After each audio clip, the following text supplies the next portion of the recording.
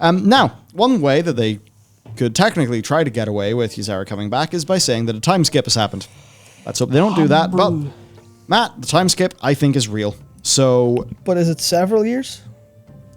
People don't know what several means. That's because several doesn't mean anything. Yeah, it's an undefined. Several means more than a couple, not that many. So it's probably more than 3. It's probably less than 5 or 6. It's like 4. 4 could be several years. But yes, Lorthamar and Thalyssra have been married in the time skip. They're married now. So that's quite something. Yes, Lorthamar, several years have passed quietly since our forces returned from the Shadowlands. And here's the thing, Liz, tell us how many years.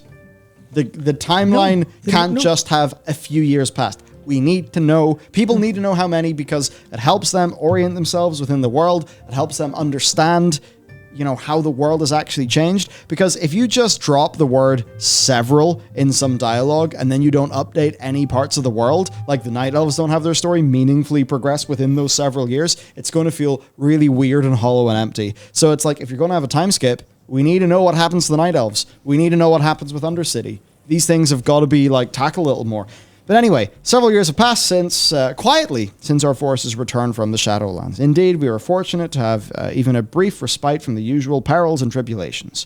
Otherwise, you might have come up with an excuse to refuse my proposal. Your proposal, I'm quite certain it was I who begged for your hand in marriage.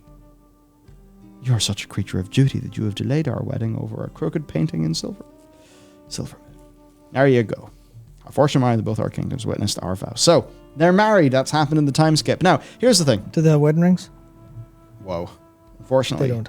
Currently can't see. Now, here's will their kids be a new allied race? Definitely, because Activision Blizzard will finally bring Bloodborne to PC. It'll just be Blood Elf, Nightborne, Bloodborne.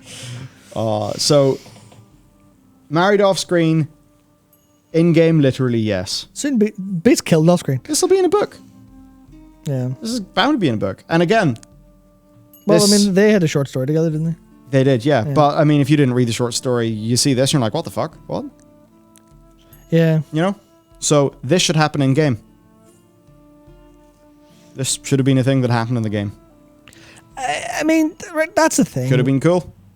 Yeah, but think of the poor developers. They don't have any time. They can't make the content. Well, they literally don't have the time. They don't have the time or the money to make the content. $1 company. $2 company. You can't play the wedding. Yeah, you can't play a wedding. You can have you don't want to fucking wedding. Make a cinematic fucking for the wedding because who gives a shit? It's like, why the fuck am I watching this? Who gives a shit?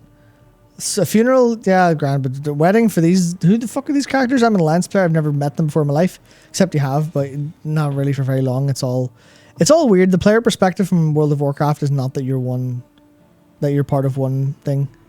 It's like the meta of the player versus meta of the character and the player is very different. Yeah. It's all fucking handled like...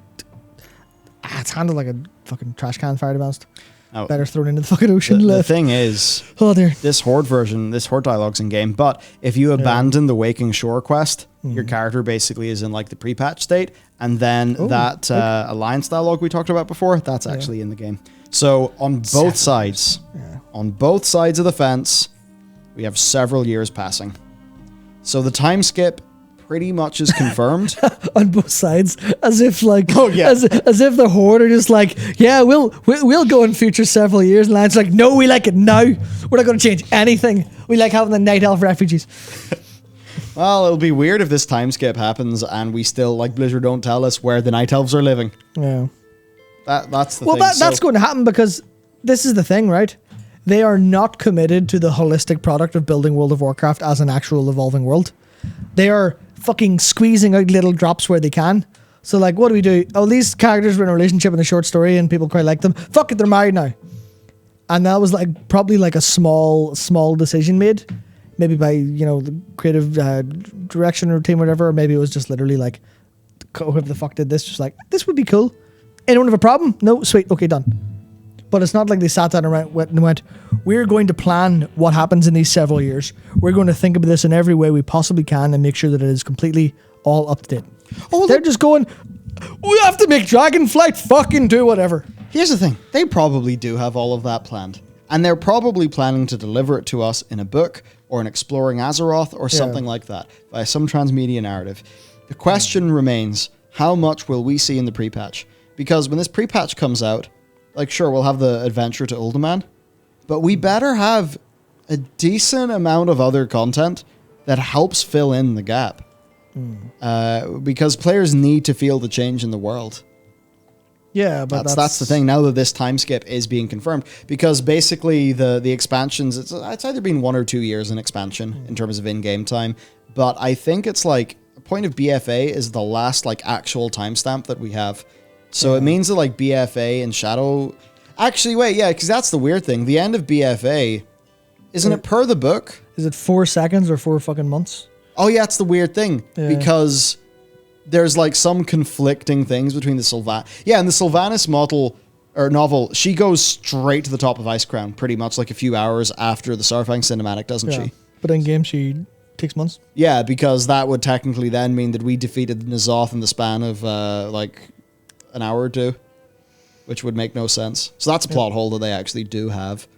But yeah, like the idea of a time skip in a world where we were actually getting old world updates, that would be the most exciting thing ever, because we could finally know what the state of the world is. The question is just, this is really hard to fill in, and they have to ship an expansion. How on earth are they going to do that? Now, I guess one nice thing they could do is they could add content set in Azeroth during their patches. Like, that would be nice, but they generally haven't done that in the past. Yeah. But if they wanted to use this as their excuse, I think players would welcome that. For sure.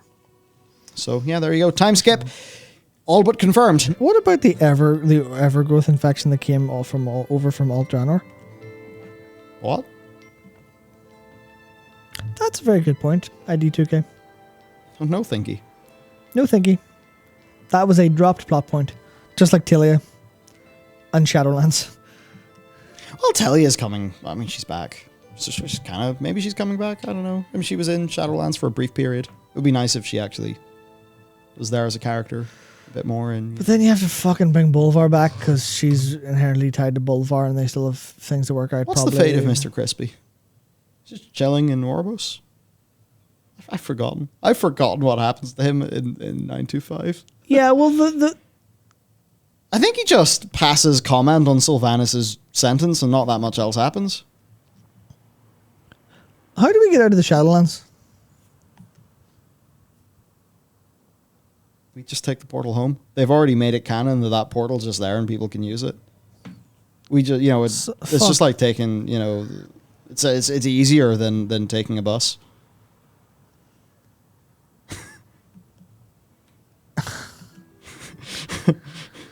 It's easier than taking an Uber. You just walk into the portal and you're back.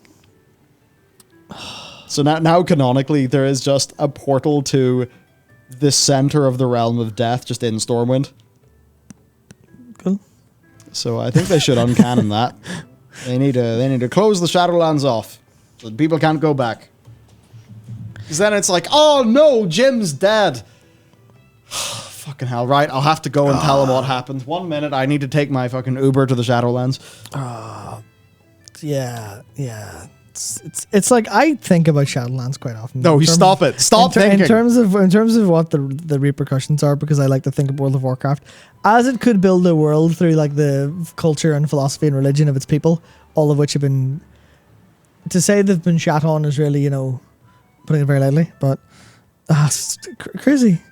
Yeah, I actually have no idea. I have no idea what happens because we don't know yet. There's no like full. Oh, boys, dear, that was a bit fucking rough there. There's no proper epilogue, like no debrief from Shadowlands. There's like a little bit of a debrief of like here's the last few plot points, but there's no like debrief, which you won't get till pre-patch, I'm sure. Yeah. And they're probably not going to go, oh, by the way, Bolvar is back with the Knights of the Ebon Blade, and they're having fun cleaning up the jailer's mess in Northrend, maybe? I don't know. I would take an entire patch that is just updates like that.